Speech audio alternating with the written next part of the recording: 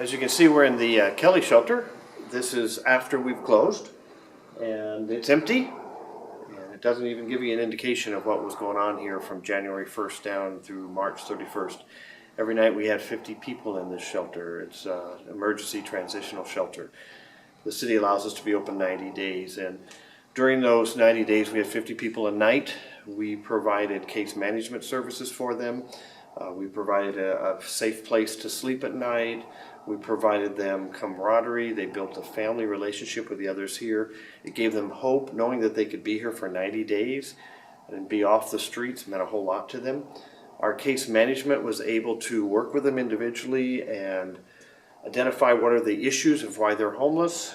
Many times they don't have any ID, so we have to work on getting birth certificates, get their ID back. That enables them then to apply for Oregon Health Plan. It enables them to apply for other services, get on lists of potential rentals down the road.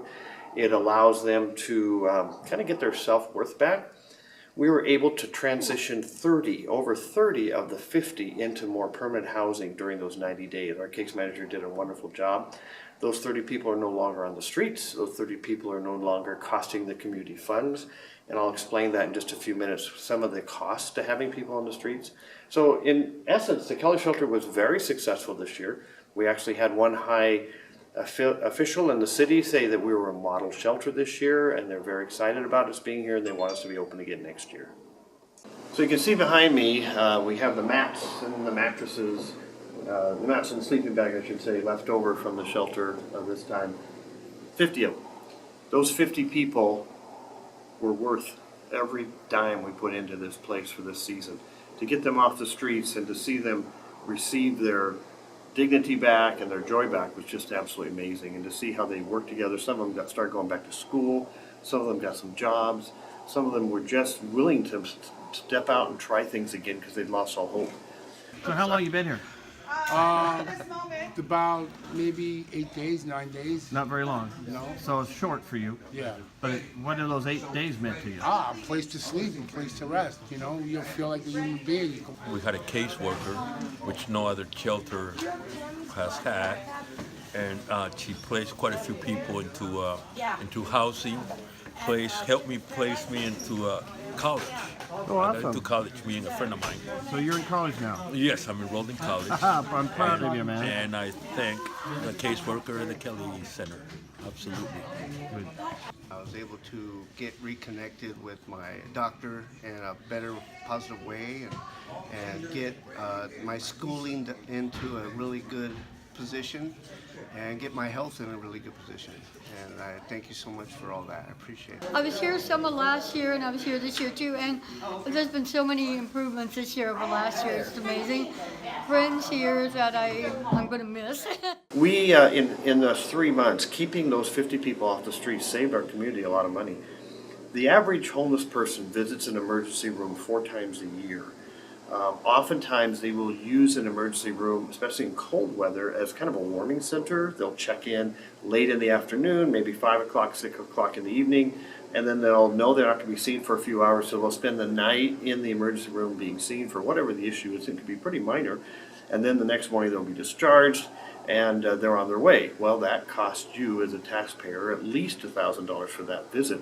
So if we had those 50 people in 1/4 of a year just taken out of emergency rooms one time, that was $50,000 we saved the community just right there.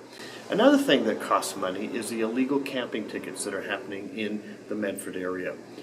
When a person is sleeping on the ground, in a tent, in a sleeping bag, in a doorway, even in a car or a rundown RV or something, anywhere in the streets of Medford, it is illegal. And there's a ticket that's written out. The fine is $3,000. Now, oftentimes, if that person will go to court, that fine will be dropped. But if they don't go to court, which many of the homeless don't because they're afraid of the courts or they know they don't have any money, so they just don't go. If they don't show up at court, then they are in contempt of court. Then they have an arrest put out for them, a warrant for their arrest, and then they get in jail, and that costs us to put them in jail. Then they have probation, and it goes on and on. There's fines.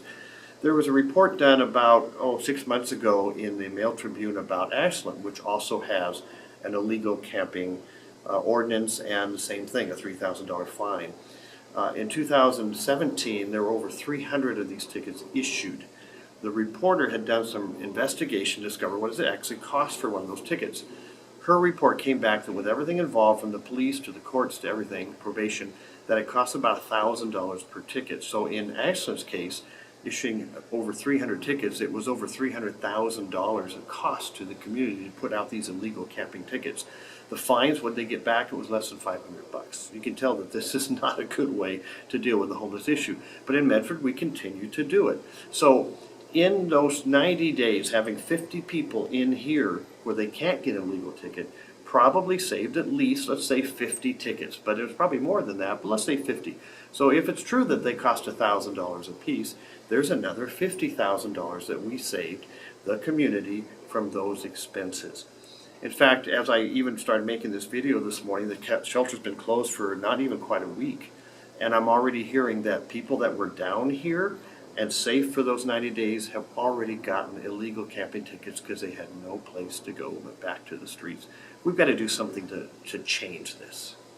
As we look forward, there's been a real need for this year, and we'd like to try to reopen next year, maybe even have a full-time shelter. What would you have to say about that? Is that important for Medford? I believe it is, and the way you guys organize it is a very positive way for the people that need it. It helps you give them a opportunity to get themselves better. You give them a caseworker that can actually get them things that they never thought they can get before, and give them Incentive and hope. Yeah, you give them hope, and you give them like the things that they wouldn't able to get before, like their birth certificates and job opportunities that they didn't have before. So what's our dreams for the future? You can see behind me that symbol of a hand, reaching out and giving somebody a hand up. At the Kelly Shelter, we don't believe in giving people a hand out. We believe in giving people a hand up. And we believe that the Kelly Shelter does exactly that. Yes, we provide a place for them to sleep, but we also provide case management, and we expect people to take advantage of case management and figure a way out to get out of being homeless. It doesn't benefit them to stay homeless. It doesn't benefit the community for them to stay homeless. So if we can have an ongoing shelter, and that's our dream, we have a steering committee working on it now, that is our dream, to find a permanent location where we can have a year-round shelter. Do what we did in the 90 days. Do it every single day of the year. Have 50, maybe 100 people that can be in this shelter. And we can give them the services they need to get that hand up so that they can step out of being homeless. What will that cost? Well, in the long run, it will be expensive to start it, but it will save the community a lot of money over time. You heard earlier what it costs for illegal camping tickets, for emergency room visits. If we can stop that for 50 to 100 people every night, we've done a big benefit for our community, not even mentioning the lives of the people we get to serve. So we're working on it. We're trying to identify a place.